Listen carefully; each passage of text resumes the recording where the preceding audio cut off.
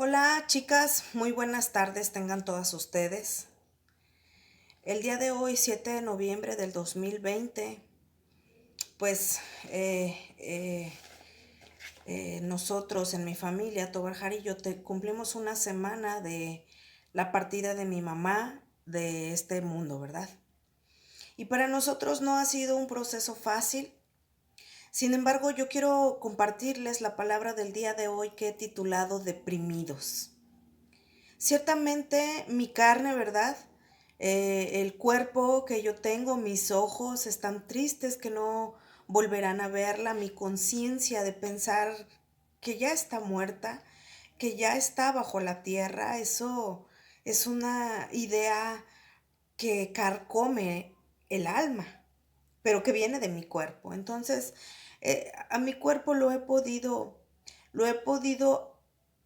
controlar debido a que mi alma y mi espíritu comprenden bien que el Señor estuvo con nosotros en todo este tiempo y en el tiempo en el que mi mamá se fue, el día, el segundo, el último segundo de su vida, el Señor se manifestó con ella y con mi hermana y conmigo, ¿verdad? Que somos sus hijas.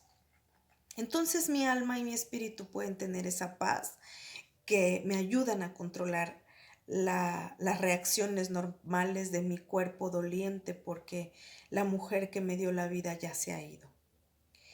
Y bueno, pues todos sabemos que la vida no es perfecta, ¿verdad? La vida tiene accidentes, la vida tiene altibajos, la vida tiene escombros que hay que recoger, que hay que barrer, que hay que limpiar para poder continuar. Pero la vida, cuando Cristo nos creó en el vientre de nuestra madre y nos dio el soplo de la vida, vino con este soplo también un diseño perfecto, por el cual tu vida y mi vida tienen un significado, tienen una razón de ser, más allá de ser integrante de una familia socialmente estructurada. La gente que está deprimida no siempre tiene secretos oscuros. Más bien es cuando uno le pierde el significado a la vida o simplemente no se lo has encontrado. Esa es la razón por la que empezamos por comenzarnos a ponernos tristes. Y puede ser que nos mudemos de casa, que compremos cosas nuevas, que cambiemos de cónyuge y aún así nada nos haga sentirnos vivos, nos haga sentirnos alegres, nos haga sentirnos felices y no encontramos nuestro lugar. Eso, eso se llama depresión y bueno, quiero comentarles que la depresión y la tristeza son un estado del corazón y no es una cuestión de situación. Es decir, que si pasa esto o si pasa aquello, entonces yo me voy a sentir feliz.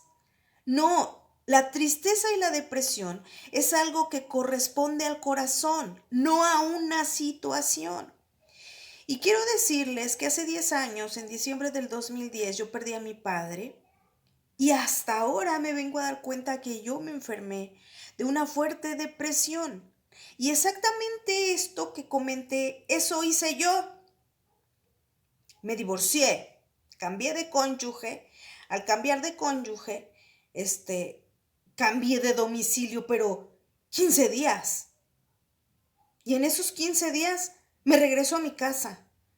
Y hice lo indecible por no querer estar en estas cuatro paredes y por no querer sufrir la ausencia de mi papá y por no querer vivir al rojo vivo este dolor. Y me enfermé de depresión y quise escabullirme de mi circunstancia y de mi triste realidad. Y en esa búsqueda de encontrar un poco de paz, pues tras una regada la otra y la otra y la otra, porque a diferencia de la pérdida de mi papá, a la pérdida de mi mamá, la pérdida de mi papá no la vivía acompañada del Señor Jesús. Ya conocía de Él, pero estos 10 años me sirvieron para conocer un proceso diferente. que solamente pudimos haber vivido a través de la postración, de la enfermedad de mi mamá. Y entonces ahora puedo vivir la pérdida de mi mamá de una manera distinta y estoy triste, mas no estoy deprimida. Y la depresión, por supuesto que es una herramienta que el enemigo utiliza para hacernos presos, para estancarnos, para detenernos en todos los proyectos, visiones y bendiciones que el Señor Jesús pueda tener hacia nosotros. La depresión es un camino de oscuridad. La depresión es la enfermedad más corrosiva para el alma porque viene de adentro hacia afuera. Es como un tumor. Un consejero dijo alguna vez, la depresión o tristeza es una agonía permanente, día tras día a nivel arterial. La depresión es un parásito, la depresión es algo que te chupa, que te absorbe, que te quita energía. Y yo sé que quienes han estado en algún momento en depresión, en su momento les decimos, es que yo no elegí esta situación. La depresión es una condición humana que no respeta la estatura espiritual. Es decir, pues sabemos, ¿verdad?, que han habido pastores que se han quitado la vida y que uno puede pensar, bueno, pero ¿cómo se pudo quitar la vida si era hasta pastor, ¿no? Pero debemos tener en cuenta y recordar que la lluvia cae sobre justos e injustos. La depresión también. La depresión también cae sobre justos e injustos. Yo los quiero invitar a que vayan a su Biblia, ¿verdad? La versión que ustedes tengan. Y en el libro de Números, en Números 11:14, les voy a dar lectura. Dice, no puedo yo solo soportar a todo este pueblo que me es pesado en demasía. Y si así lo haces tú conmigo, yo te ruego que me des muerte, y si he hallado gracia en tus ojos, y que yo no vea mi mal. Esta es una súplica de Moisés al Padre, ¿verdad? Ante tanta cerrazón y ante tanta obstinación del pueblo de Israel. Y Moisés acompañó al pueblo de Israel y les daba milagros y veían, oye, nadie ha tenido el privilegio que el pueblo de Israel de ver caer maná del cielo.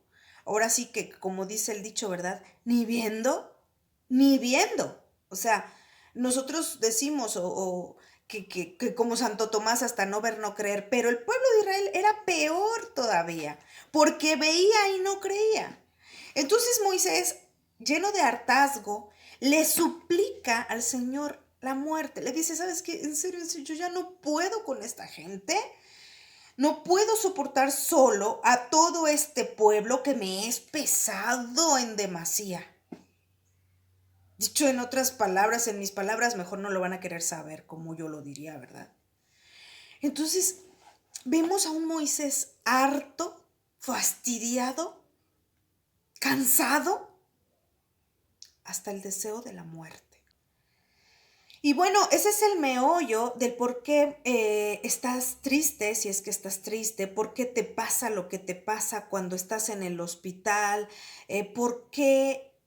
Pero al final, cuando uno es adulto, todavía dice, bueno, es que a lo mejor no cuidó su salud correctamente, si no hubiera ido, si no hubiera venido. Pero ¿qué tal cuando se trata de un niño, verdad? ¿Qué pudo haber hecho el niño? O los padres tan grave para que sea el niño, a través del niño que sufran. Y ahí uno se cuestiona muchas cosas. ¿Por qué los niños? ¿Por qué? ¿Por qué es permitido todo esto? Pero a medida que más se arraiga la tristeza, más se pierde la esperanza.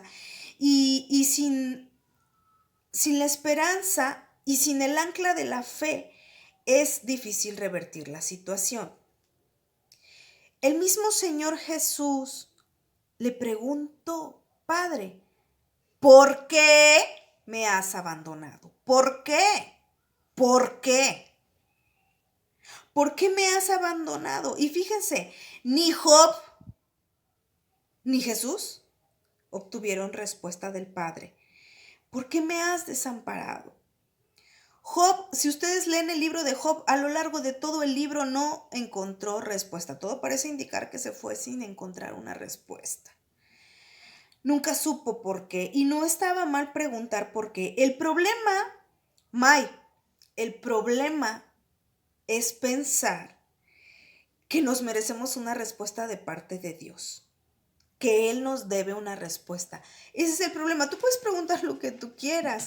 Es como la carta Santa Claus, ¿verdad? Uno puede hacer la petición que uno quiera, su lista interminable y hasta de 2 hojas. Son los Reyes Magos los que van a determinar lo que van a comprar. Punto. De acuerdo a sus posibilidades o de acuerdo a su criterio, qué cosa es buena y qué cosa es mala para comprarle a los niños. Y en esa soberanía de padres donde nadie más te puede cuestionar y además el hijo se tiene que conformar o nos tenemos que conformar cuando ha sido nuestro turno, en esa soberanía de padres nadie nos cuestiona a sí mismo.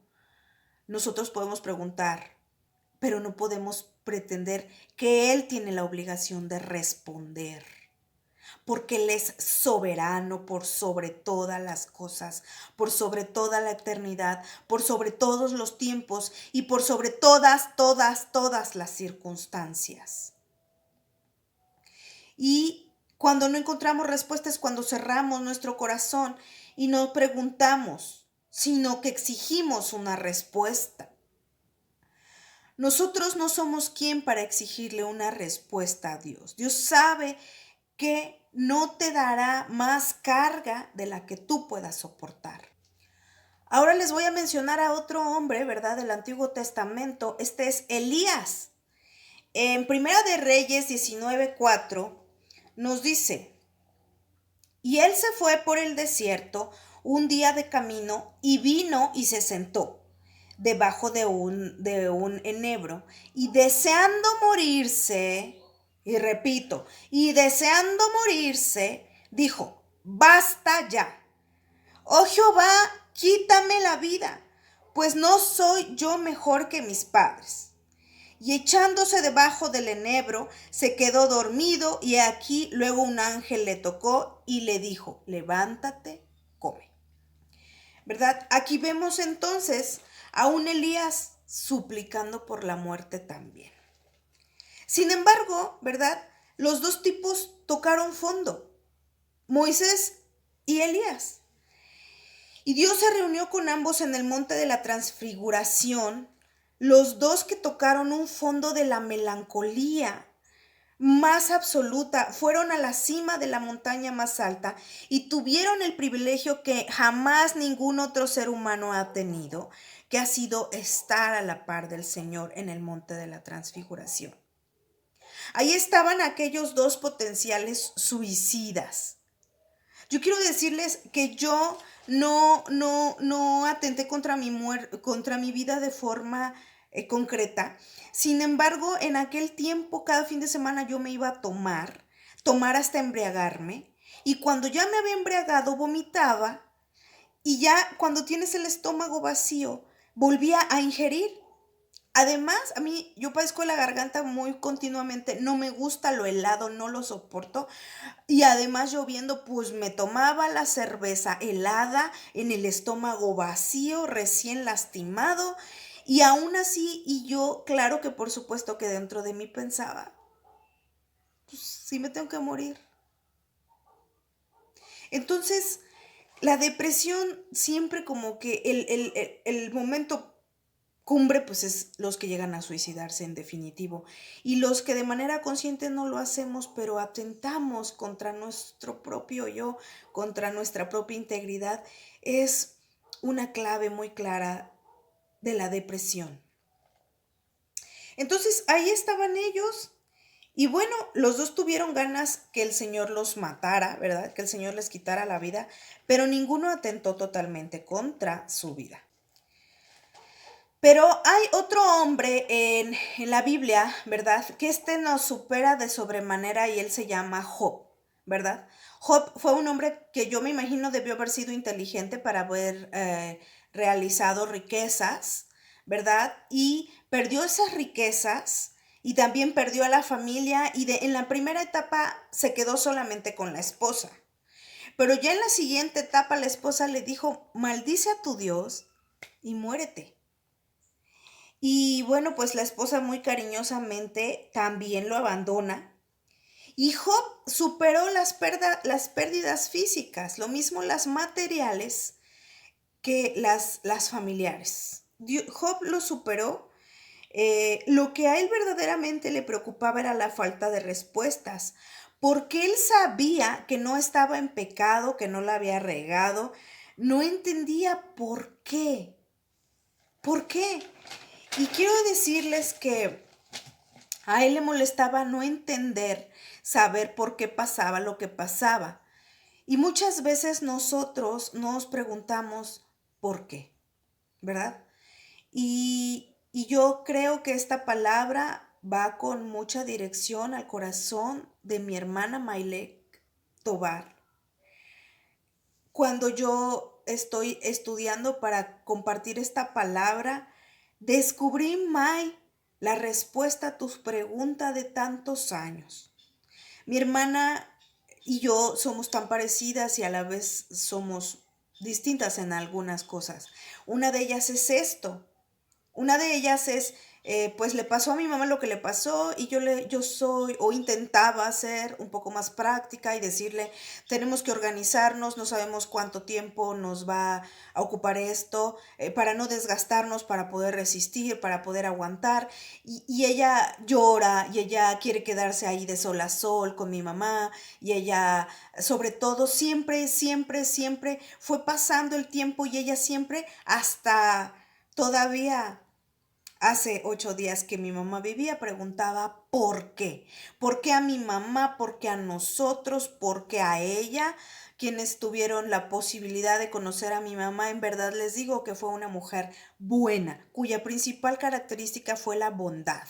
Mi mamá era una mujer de un corazón noble, era serena, era discreta, era amable, no era cariñosa, pero era sutil en el trato, te hacía entrar en confianza, ofrecía calidez. Esa era mi mamá. Entonces, por supuesto que te cimbraba por qué mi mamá, por qué una mujer como a ella. Ahora, vámonos a las causas que pueden generarte la depresión o la tristeza. Pueden ser, pues el saldo de tu banco sea inferior al número de deudas, ¿verdad? Puede ser que chocaste el auto, puede ser la muerte de un ser querido, como en mi caso y el de mi hermana Maile. Puede ser también que hemos escuchado que las somatizaciones, cuando el cuerpo le duele algo y no es atendido, perdón, cuando el alma le duele algo y no la atendemos, nuestro cuerpo lo refleja, ¿verdad? Con algún dolor físico. Y eso se le llama somatización. Entonces, puede ser también que ya somatizaste algo y entonces ya tu cuerpo empieza a menguar la salud y te empiezas a sentir triste. Pero ocurre también al revés. Miren, ocurre que el cuerpo se enferma y el alma se vuelve triste. Pero miren, en el momento de que Job, ¿verdad? Perdió las riquezas, perdió la salud, perdió la familia, él no cuestionó nada. Y Satanás, pues seguía, ¿verdad? Incidiendo en la vida de Job. Pero el blanco de Satanás es que tú creas que lo que te ocurre es porque Cristo no te ama.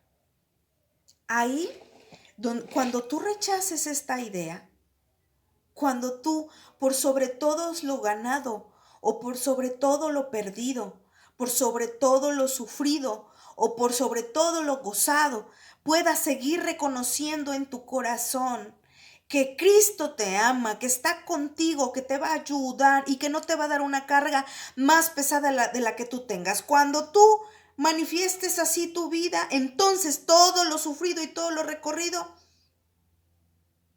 habrá valido la pena y Satanás habrá perdido. Sin embargo, todo lo sufrido y todo lo vivido podrá ganar fuerza si tú primero reconoces o declaras que Cristo no te ama y que Cristo no está contigo y por eso tú estás viviendo lo que estás viviendo. No sé si me estoy entendiendo o estoy parafraseando mucho. Entonces lo diré textualmente, el blanco de Satanás es que tú creas que lo que te ocurre es porque Cristo no te ama. Ahí habrá valido la pena lo que sea que te haya llegado. Si tú dices, no sé cómo voy a salir de esta, porque lo piensas y lo piensas y lo vuelves a pensar y dices, en verdad no sé, pero sé que Dios me va a sacar. Entonces, Satanás no tiene objetivos. Así que tu depresión puede ser, ojo, puede ser por situaciones comunes, cotidianas, como ya comenté, ¿verdad? Que chocaste el carro, situaciones que se salen del control, ¿verdad? Porque estés enfermo, por ataques diabólicos, como le ocurrió a Job, ¿verdad? Dios concedió permiso. Job era tan santo que Satanás le tuvo que pedir permiso al Señor para tocarlo. Y el Señor lo permitió. Entonces, por un ataque diabólico, como Job, o puede ser única y expresamente con lo que acabo de decir, porque el Señor lo permitió. Lo permitió. Permite que suframos. Dios permite que suframos. Dios permite que nosotros, sus hijos, nos acostemos de vez en vez en la oscuridad y Dios permite que suframos, sí. Pero hay algo bien que tú tienes que tener muy claro. Todas y cada una quisiera pasarles lista porque en mi cabeza aparecen las imágenes de todas ustedes que integran este grupo y de las personas a las que les voy a compartir esta enseñanza, particularmente y especialmente mi hermana, porque creo que en esta palabra está tu respuesta de tantos años. Pero también a todas las demás les voy a decir, sí, Dios permite que estemos en momentos de soledad, de oscuridad, de dolor, de tristeza, pero nunca, nunca, nunca cede el control de la situación. Ahí está la pequeña gran diferencia. Y saben que cuando yo he leído esto me he revoloteado, me he remolineado de alegría. Porque puedo mirar atrás a todo este proceso, incluso no solo de mi mamá, sino desde la muerte de mi papá hace 10 años para acá. Y me doy cuenta que el Señor nunca me ha dejado. Hay una alabanza que así dice, nunca, nunca Cristo me ha dejado, nunca, nunca me ha desamparado en la noche triste. En el momento oscuro, nunca Jesucristo me desamparará.